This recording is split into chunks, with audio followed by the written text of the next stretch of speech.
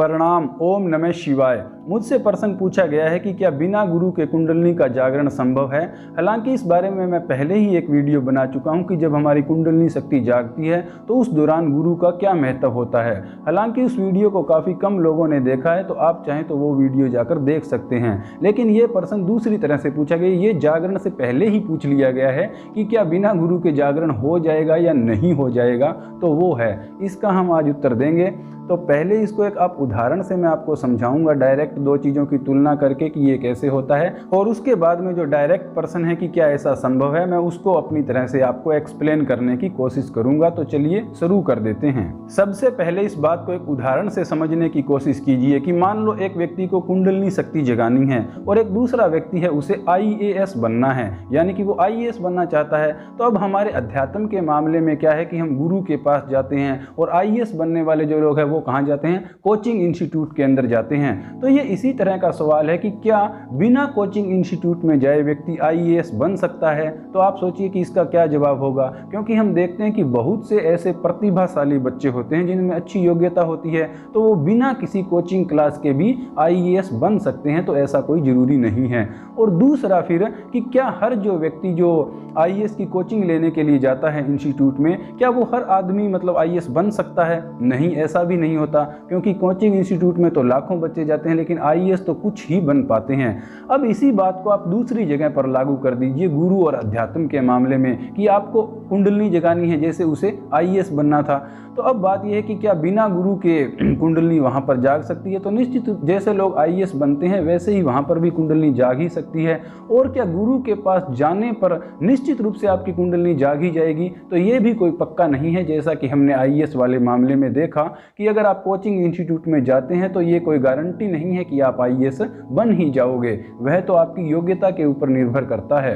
तो इस सिंपल उदाहरण से आपने समझ लिया होगा कि मामला क्या है। लेकिन फिर भी IAS बनने में और आध्यात्मिक हो जाने में कुछ अंतर है। तो वो अंतर क्या है, वो हम इस सवाल का सीधा आप डायरेक्ट जवाब देंगे, तो उसमें आप समझ लीजिए। तो सवाल ये है कि क्या बिना गुरु के कुंडलिनी शक्ति का जागरण संभव है। तो यहाँ पर मैं अब आपको प्रैक्टिकल बताऊंगा कि अपने अनुभव से कि मेरा अनुभव क्या है। तो देखिए, इस बारे में मेरा अनुभव ये है कि जब पहली बार मेरी कुंडलिनी शक्ति जागी तो उस वक्त मुझे कोई ध्यान नहीं था कि गुरु भी बनाना है या गुरु भी होता है, या ऐसा मेरे दिमाग में कुछ भी नहीं था। तो आप देख सकते हैं कि कोई गुरु उस वक्त तो था नहीं, लेकिन फिर भी वह जो है कुंडलिनी शक्ति तो जाग गई। तो ये मेरा केस हो गया। लेकिन इसके अलावा भी मैंने बहुत से लोगों की वीडियोज वगैरह देखी है अपने देश से भी, और इतने ज़्यादा फॉरेनर लोग जो बताते हैं, तो वहाँ पर भी अधिकतर मामलों के अंदर यही होता है कि कोई गुरु वगैरह नहीं होता और डायरेक्ट ही जो है उन लोगों की कुंडलिनी शक्ति जाग जाती है। और वो लोग तो बाद में भी गुरु नहीं बनाते हैं, कुंडलिनी जागृत हो जाने के बाद में भी वो ऐसी कोई ज़रूरत नहीं समझते हैं, क्योंकि हमारी भारतीय परंपरा अलग है। हम गुरुओं,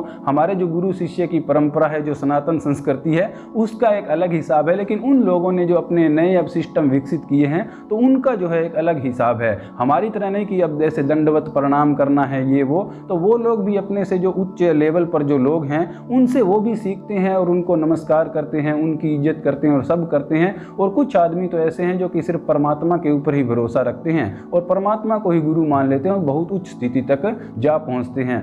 लेकिन हमारे भारत के अंदर रिवाज थोड़ा उल्टा है। यहाँ तो बहुत शुरू से ही गुरु शिष्य की परंपरा चलती आ रही है, और वही कि ध्यान मूलम गुरुर मूर्ति, पूजा मूलम गुरु पदम, मंत्र मूलम गुरुर वाक्य, मोक्ष मूलम गुरुर कृपा।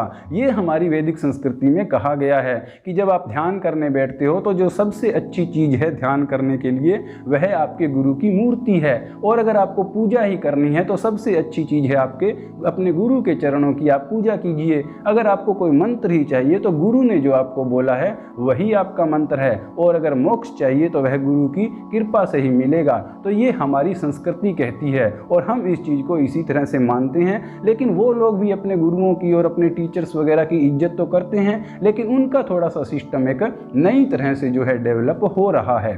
तो हमने देखा कि प्रैक्टिकल रूप से ऐसा बिल्कुल संभव है कि आपका कोई भौतिक रूप में आपका कोई गुरु नहीं है, लेकिन उसके बावजूद भी आपकी कुंडलिनी शक्ति जाग सकती है। लेकिन यहाँ पर एक रहस्य की बात है। यहाँ पर हमारे गुरुदेव ईशा पुत्र का ये कहना है कि कई बार लोगों को ऐसा लगता है कि हम बिना गुरु ही आत्म साक्षात्कार और उस उच्च स्थिति में पहुँच जाएंगे या आत्मज्ञान हमने प्राप्त कर लिया है बिना ही गुरु के। लेकिन उनका ऐसा कहना है कि उन लोगों को भी बैकग्राउंड का पता नहीं है कि कोई व्यक्ति है जो मान लो कि मैं मैं ही कह रहा हूँ कि बिना गुरु के ही ये सब हो गया, लेकिन उसके पीछे बैकग्राउंड में क्या चल रहा है उसकी हमें जानकारी नहीं है। कि हो सकता है आदमी ने पिछले जन्म में कोई बड़े ही पुण्य कर्म किए हो, या हो सकता है कि आपने पिछले जन्म में किसी गुरु से दीक्षा ली हो और आपका उस जन्म में काम ना हुआ हो, लेकिन अब आपने ये जन्म ले लिया तो वो गुरु कहीं ना कहीं सूक्ष्म रूप से आपके साथ ही है। तो ऐसा ईशा पुत्र का कहना है, और जब उनका कहना है तो हमें अपनी संस्कृति के हिसाब से मानना ही पड़ेगा कि बिना गुरु के ज्ञान नहीं है, चाहे गुरु बैकग्राउंड में है, चाहे वह सूक्ष्म रूप से है, और चाहे हमें उसका पता नहीं है। तो अब आप कैसे पता लगाएंगे कि आपके कोई बैकग्राउंड में गुरु है या नहीं है? तो देखिए, उसका तो वही बता सकता है जो बैकग्राउंड में देखने की योग्यता रखता है। तो ऐसे में लेकिन फिर भी आपका इस तरफ ध्यान है, आप आध्यात्मिक बातों को सुन रहे हैं और ये वीडियो अगर आप अब तक देख रहे हैं तो इसका मतलब कोई ना कोई शक्ति आपके साथ ही है जो आपको अच्छे कार्य की ओर प्रवृत्त करना चाहती है। तो इतनी टेंशन मत लीजिए, अपनी योग्यता को बढ़ाते रहिए और गुरु भी आपकी मदद करेंगे और परमात्मा आपके लिए कोई न कोई रास्ता जरूर निकाल देंगे। दूसरी बात यह है कि क्या गुरु के पास जाने पर कोई गारंटी है कि कुंडलिनी का जागरण हो ही जाएगा? तो यहाँ पर हम देख सकते हैं कि ऐसा भी कोई जरूरी नहीं है। बहुत से लोग हैं वो गुरुओं के पास जाते हैं, उनसे दीक्षा लेते हैं, लेकिन हर किसी की कुंडलिनी जाग ही जाती है उसी समय, ऐसा तो नहीं हो सकता।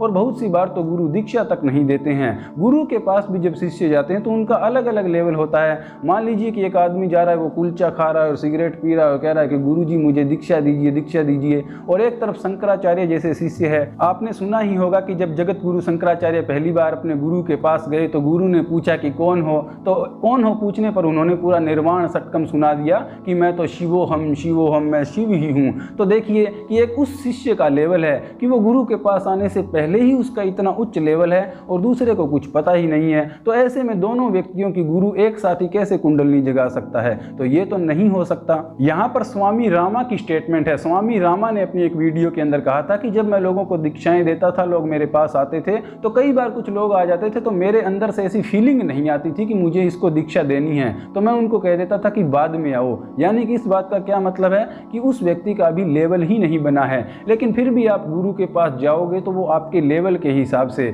आपको पहले कोई गुरु मंत्र दिया जाएगा, कुछ करवाया जाएगा, उसके बाद में अगर आपकी योग्यता हुई तो फिर आपकी कुंडलिनी और वो सब चीजें होंगी। तो प्रैक्टिकल रूप से हम देख सकते हैं कि गुरु के पास जाने पर भी कुंडलिनी शक्ति का जागरण हो जाए, इस बात की कोई 100% गारंटी तो नहीं है। लेकिन यहाँ भी एक रहस्य है, उसको सुन लीजिए।